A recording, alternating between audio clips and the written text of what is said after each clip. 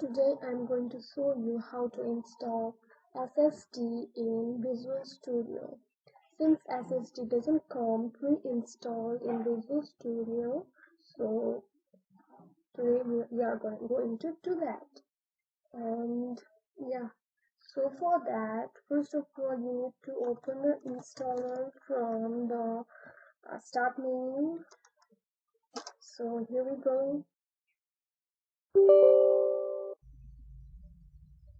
It might take some time, so you will need to wait until the installer is open. I have Visual Studio Build Tools 2017 installed and Visual Studio Community 2019 installed.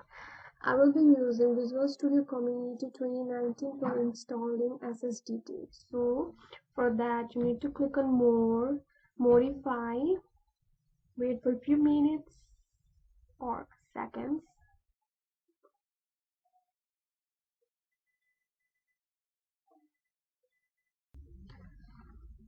Now we will search for data storage and processing under other two sets.